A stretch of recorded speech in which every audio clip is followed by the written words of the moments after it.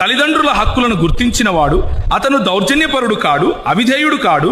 అతని పుట్టిన రోజున, అతడు మరణించే రోజున, అతనిని బ్రతికించి లేపే రోజున అతనిపై శాంతి కలుగునుగాక అంటున్నాడు. ఏ మాటలైతే యేసు ప్రభువుకు ఉపయోగించారో అదే మాటలు బాప్తిసమిచ్చి యోహానుకు కూడా ఉపయోగించారు. బాప్తిసమిచ్చి యోహాను చనిపోయాడా? చనిపోయాడు. యేసు చనిపోయాడా? చనిపోలేదు. ఎందుకు? బాప్తిసమిచ్చి యోహాను పుట్టాడా? పుట్టాడు. యేసు పుట్టాడా? పుట్టాడు.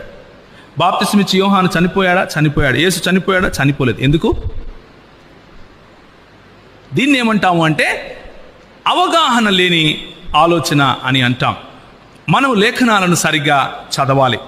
అయితే ఖురాన్ ప్రకారం మనకు అర్థమైంది ఏంటంటే, ఇంతవరకు ఖురాను ప్రవక్తలు చనిపోయారు అని చెబుతా ఉంది. ముహమ్మద్ గారి కంటే ముందొచ్చిన ప్రవక్తలు చనిపోయారు అని చెబుతా ఉంది. అదే ఖురాను యేసు ప్రభువును ప్రవక్తగా గుర్తిస్తూ ఉంది. అదే ఖురాను యేసు ప్రభువుకు మరణ దినము ఉంది అని చెబుతా ఉంది.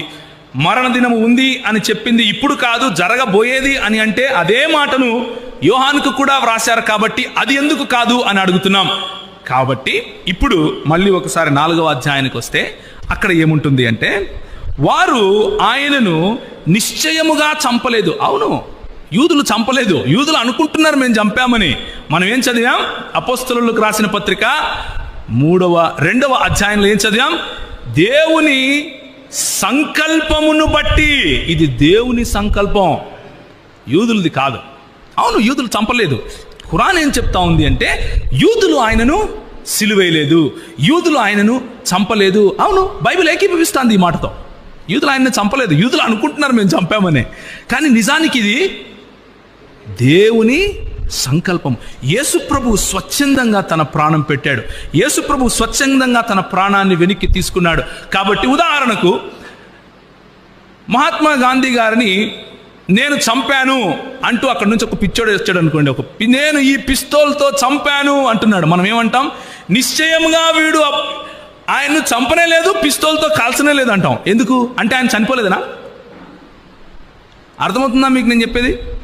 మన మధ్యలోకి ఒక పిచ్చోడు వచ్చి ఒక పిస్తోల్ చూపించి నేను మహాత్మా గాంధీని చంపాను అని అన్నాడు అనుకోండి, మనం ఏమంటాం? నిశ్చయముగా వీడు ఆయనను చంపను లేదు, పిస్తోల్తో కాల్చను లేదు అంటాం. అదే అంటున్నాడు అల్లా ఇక్కడ.